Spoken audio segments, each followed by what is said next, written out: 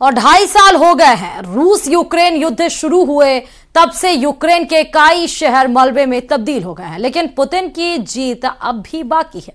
रूस के सैनिक इस वक्त यूक्रेन के दूसरे सबसे बड़े शहर खार्किव को खाक करने के लिए गाइडेड बमों की बरसात कर रहा है, तो यूक्रेन भी रूस को करारा जवाब दे रहा है।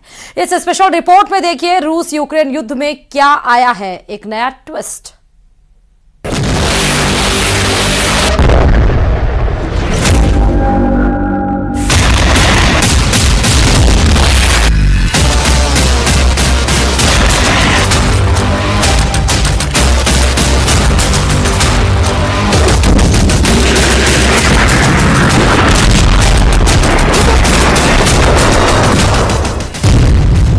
रूस की सीमा से सिर्फ 30 किलोमीटर दूर यूक्रेन का दूसरा सबसे बड़ा सेंटर, यूक्रेन के काउंटर ऑफेंसिव फोर्स का सबसे बड़ा अड्डा, गाइडेड बम से टारगेट, खार्किव में बारूद ही बारूद।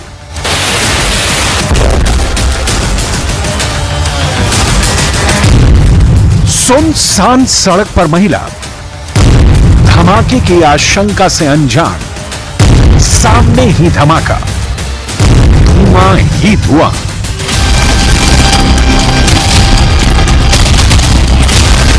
राजधानी कीव के बाद यूक्रेन का सबसे बड़ा शहर खार्किव जल रहा है। बम धमाकों की गूंज से शहर बहरा हुआ जा रहा है।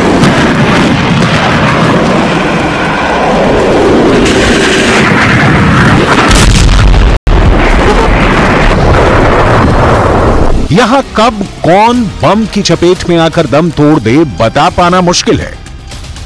पुतिन की फौज खार्किव की गली गली में गाइडेड बमों की बरसात कर रही है। ताजा हमले में खार्किव के 3 लोगों की मौत हो गई है, जबकि 50 से ज्यादा लोग घायल हुए हैं। सायरन की साए साए आवाज खार्किव में दहशत और खौफ पैदा कर रही है। Лише від початку цього червня росіяни застосували проти України вже більш ніж 2400 керованих авіабомб. Із них близько 700 проти Харківщини, проти наших позицій, проти наших міст та громад на Харківщині.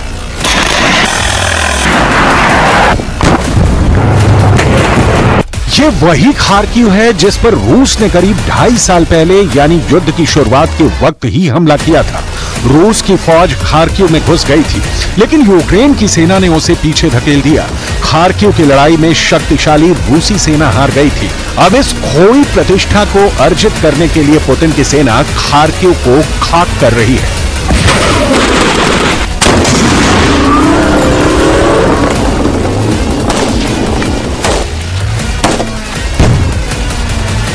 Зараз у Харкові ще триває розбір завалів на місці влучання російської авіабомби. 4 керовані авіабомби вдарили по місту. Це абсолютно прорахований терор. Одна з бомб зруйнувала житловий будинок у центральній частині міста поруч з автовокзалом. Станом на зараз відомо про більш ніж 40 поранених і травмованих у місті. Усім надається необхідна допомога.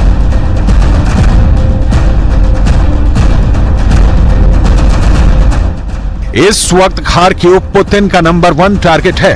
रूस की सेना पूरी ताकत के साथ शहर पर कब्जे के लिए लड़ रही है। लड़ाई के दौरान यूक्रेन की आर्मी के एस्टेब्लिशमेंट ही नहीं, अपार्टमेंट भी जद में आ रहे हैं। लेकिन पुतिन को इस समय खार्किव पर जीत की परवाह भर है। कोई बम हमले में मरता है तो मरे। ज़ेलेंस्की के हाथ से खरकते खार्किव की तस्वीरें पुतिन के लिए सुकून का सबब बन रही हैं। जून के महीने में अब तक यूक्रेन पर इतने हमले हो गए जो बीते कुछ महीनों में नहीं हुए थे। यूक्रेन के राष्ट्रपति ज़ेलेंस्की के मुताबिक रूस ने जून के महीने में अब तक उनके देश में हजारों बम बरसाए हैं। इसके लिए रूस ने 2400 बार गाइडेड बम से यूक्रेन के शहरों पर हमले किए हैं। अकेले खार्किव में रूस ने 700 बम हमले किए हैं। Засильне рішення, яке допомогло нам стабілізувати ситуацію в прикордонні Харківщини. Ми отримали змогу знищувати російські ракетні пускові установки поблизу кордону і скупчення російських окупантів. Такі рішення Потрібно продовжувати значне зниження російського ракетного терору проти Харкова і області доводить, що це абсолютно реально. यूक्रेन के अधिकारियों के मुताबिक देश के दक्षिण पूर्व और पश्चिम में ऊर्जा सुविधाओं पर रूसी मिसाइल और ड्रोन हमलों ने रात भर कई ऊर्जा सुविधाओं को नुकसान पहुंचाया और कम से कम एक कर्मचारी की मौत हो गई।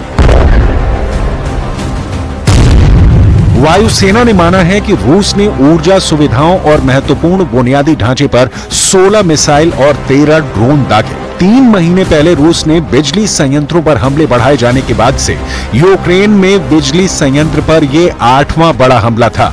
3 महीने पहले शुरू हुए ऊर्जा के बुनियादी ढांचे पर रूस के लगातार हमलों के बाद यूक्रेन ब्लैकआउट की एक नई लहर से जूझ रहा है, जिससे देश की आधी बिजली उत्पादन क्षमता खत्म हो गई है।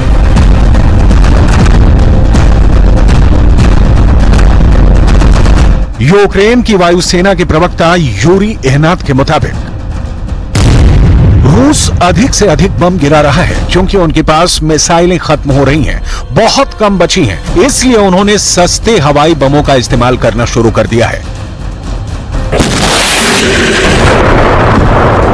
गाइडेड बमों के बारे में आपको भी जरूर जानना चाहिए। गाइडेड बम साधारण बम से अलग होते हैं। इनकी बनावट ऐसी होती है कि ये बम दुश्मन पर सटीक निशाने के लिए जाने जाते हैं। इन बमों की खासियत है कि जिस जगह से इन्हें गिराया जाता है वहां से वो काफी दूर टारगेट को भेज सकते हैं।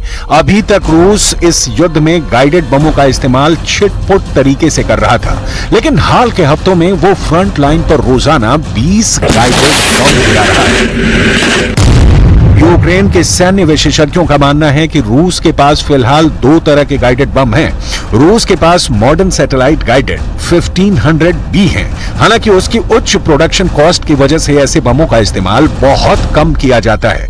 वहीं जो उच्च विस्फोटक क्षमता वाले गाइडेड बम हैं, ये सैटेलाइट कंट्रोल सिस्टम से लैस हैं और ये अपग्रेड बम हैं। इन्हें बनाने में समय भी कम लगता है। रूस के पास स्टॉक में ऐसे कई बम हैं। यूक्रेन को रूस के गाइडेड बमों से निपटने के लिए पश्चिमी लड़ाकू विमानों की जरूरत है, क्योंकि ऐसे बमों को हिट करना काफी मुश्किल है। यूक्रेन के पास हवा से हवा में मार करने वाली मिसाइलें नहीं हैं, जो रूस के कंट्रोल वाले इलाकों में जेट विमानों को मारने के लिए पर्याप्त हैं। इसी वजह से यूक्रेन को पश्चिमी लड़ाकू विमानों की तत्काल जरूरत है। अमेरिकी राष्ट्रपति जो बाइडेन सहित पश्चिम देशों ने यूक्रेन को इसकी सप्लाई करने से इनकार कर दिया है। सिर्फ खार्किव ही नहीं, Zaporizhzhia, leave, Donetsk.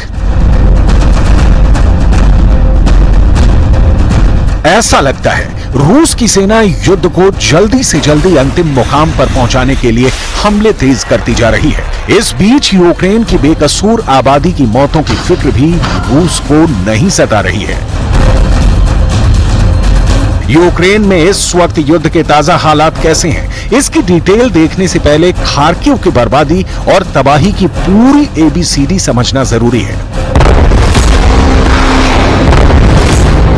Kharkiv Ukraine का सिर्फ दूसरा सबसे बड़ा शहर नहीं है। खार्किव पर रूस के कब्जे का मतलब होगा राजधानी कीव के लिए रास्ता साफ होना। जाहिर ये समझना होगा कि पूरे यूक्रेन में पुतिन की फौज इस वक्त खार्किव को ही सबसे ज्यादा टारगेट क्यों कर रही है। पहली वजह, खार्किव में यूक्रेन की फौज का बड़ा जमावड़ा है। यहीं यूक्रेन की जवाबी कार्रवाई के लिए सेना की तैनाती की गई है। दूसरा कारण यह है कि खार्किव रूस के बॉर्डर से 40 किलोमीटर है। ऐसे में खार्किव पर हमला करना ज्यादा आसान है। तीसरी वजह, माना जा रहा है कि खार्किव पर अधिकार जमाने के बाद कीव की रात थोड़ी आसान हो सकती है, इसलिए रूस एक गेटवे बनाने के लिए खार्किव को निशाना बना रहा है। चौथी वजह, एक कारण यह भी है कि रूसी सेना को खार्किव को अधिकार में लेना आसान लग रहा है, क्योंकि यह पूर्वी यूक्रेन का हिस्सा है, जहां बड़ी संख्या में रशियन के पक्ष में जाने वाले लोग हैं। पांचवी वजह, स्वतंत्र यूक्रेन के लिए होने वाले पहले विद्रोह को उस समय की सोवियत सेनाओं ने खार्किव से ही कुचला था, इसलिए रूस के लिए खार्किव का महत्व भी है।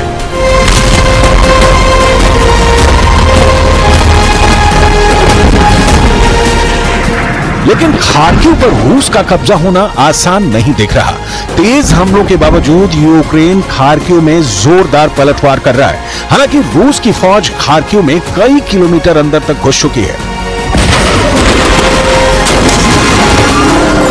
लेकिन पूरी तरह कब्जा कर पाने से अब भी दूर है। दूसरी ओर रूस के हमलों का यूक्रेन ने भी जवाब दिया है। यूक्रेन ने रूस पर ड्रोन अटैक किया है। 100 से ज्यादा ड्रोन अटैक हुए, जिसमें एक रूसी नागरिक की मौत हो गई, वहीं 4 घायल हैं। यूक्रेन इस वक्त युद्ध में किस तरह से काउंटर अटैक कर रहा है, उसकी सबसे ताजा तस्वीर देखकर आपकी रूह कांप जाएगी। रूस के 3 सैनिक तेजी से लक्ष्य का पीछा कर रहे हैं। तीनों सैनिक कतार में दौड़ते हुए दिख रहे हैं। तभी यूक्रेन का ड्रोन बीच वाले सैनिक पर हमला कर देता है। घायल रूसी सैनिक गिर जाता है, लेकिन युद्ध में रुकने का मतलब मौत का बुलावा देना है। लिहाजा वो साथी से कहता है कि उसे गोली मार दे और आगे बढ़े। तीसरा सैनिक यही करता है और आगे बढ़ जाता है। विचित्र सा दिखने वाला रूसी युद्ध वाहन है, जिसे यूक्रेन की सेना ने जब्त किया है, जो दर्शाता है कि किस प्रकार सेना ड्रोन हमलों के निरंतर खतरे से निपटने के लिए अपने आप को तैयार करने का प्रयास कर रही है। सैनिकों ने पकड़े जाने के बाद रॉयटर्स को बताया कि यह वाहन जंग लगे T-62 टैंक से बनाया गया है और इसके बाहरी हिस्से में एक बॉक्स नुमा धातु का आवरण लगाया गया है।